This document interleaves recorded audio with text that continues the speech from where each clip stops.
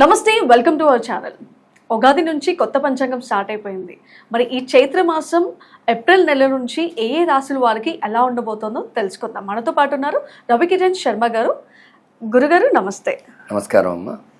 గురుగారు, ఏప్రిల్ నెలలో వృశ్చిక రాశి వారికి ఎలా ఉండబోతుంది అంటారు? వృశ్చిక రాశి వారికి ఏప్రిల్లో వృశ్చిక రాశ్యాధిపతి కుజుడు అయినప్పటికీ కూడా చిన్న చిన్న ఇబ్బందులు అయితే ఉన్నాయి.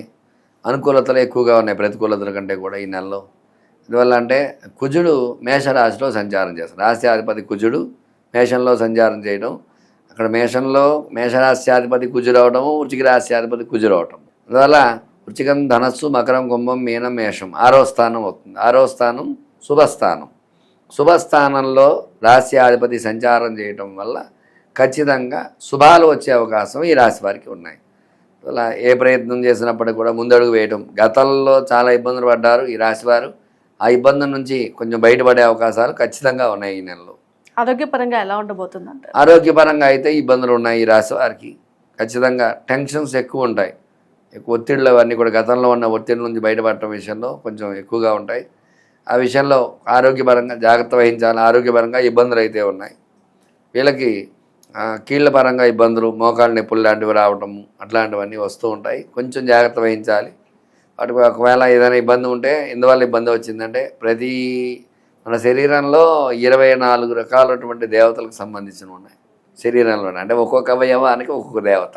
ఆ దేవత వచ్చిన ఆ దేవుడు పూజ చేయడం ద్వారా ఆ యొక్క అవయవానికి అనుకూలత అనేది వస్తుంది. ఉదాహరణకి నేత్రవీడోపశాంతయ్య, కళ్ళకు సంబంధించి దేవత ఉన్నారు. వాక్కు సంబంధించి దేవత ఉన్నారు. అట్లా ప్రతిదానికి కూడా ఒక్కొక్క దేవత.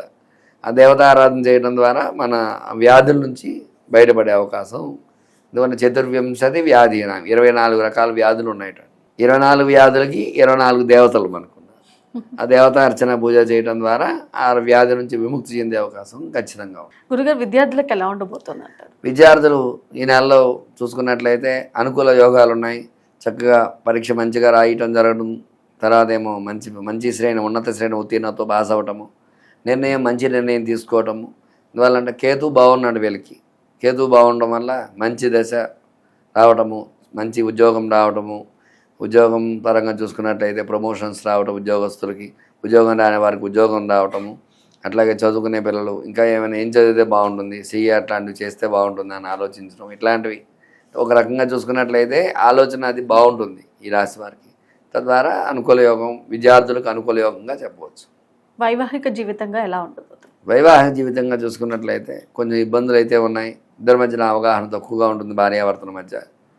అయినప్పటికీ కూడా గ్రహబలం అనుకూలంగా ఉంది కాబట్టి కొంచెం అనుకూలించి సత్సంతాన యోగం అనేది కలిగే యోగం ఖచ్చితంగా ఉంటుంది.